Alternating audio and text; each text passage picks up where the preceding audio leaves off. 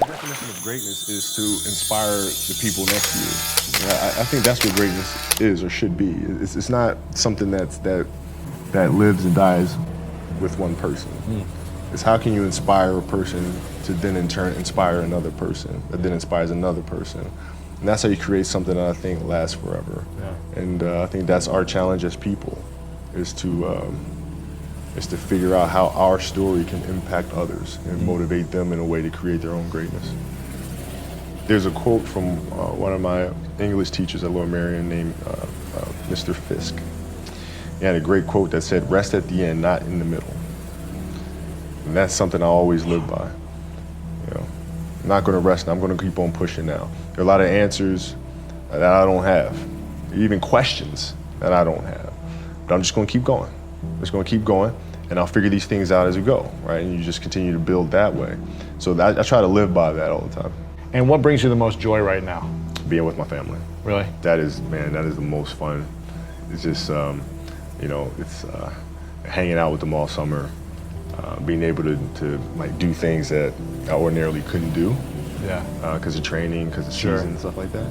So being around them and watching Bianca grow up, because there are a lot of things that I miss with Nathalie and Gianna because I was playing. So being there every day with them is so much fun, man. So it brings me the most joy.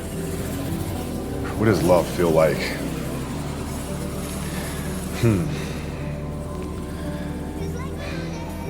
Happiness is such a... I think I would describe love as happiness. I think I'd describe it as a beautiful journey. You know, it has its ups and downs, right? Whether it's in marriage, or whether it's in the career, you know, things are never perfect.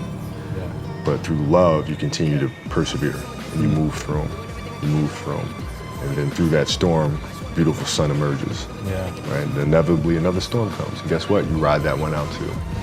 So I think love is a certain determination and persistence to go through the good times and the bad times with the someone or something that you truly love.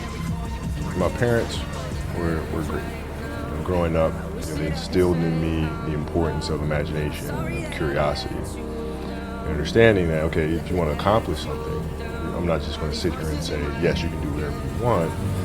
Yes, you can, but you have to also put in the work to get there, right? So they taught me that at a really early age, man. And when you grow up as a kid thinking that the world is your oyster, all things are possible if you put in the work to do it, you grow up having that fundamental belief. My mom was there on a daily basis. My father was really influential at a really critical time where I had a summer where I played basketball when I was like 10 or 11 years old, in a very prominent summer league in Philadelphia called the Sunny Hill League. So my father played, my uncle played, and they were like all-time greats and stuff. And Wilt Chamberlain played in the league, you know, Earl of Pro Monroe played in the league. And here I come playing, and I don't score 1 point the entire summer. Really? Not one. How old were you? 11, 10, 11. You're playing against other 10, 11-year-olds, or you didn't score once? Not one. Were you in the game? I was in the game. How did you not score? That was terrible. Really? Yeah. At 10, 11 years old, you were that awful. I mean, you know, and I had these big knee pads on because I was throwing really fast. I had socks all the way up here. I had like high tops.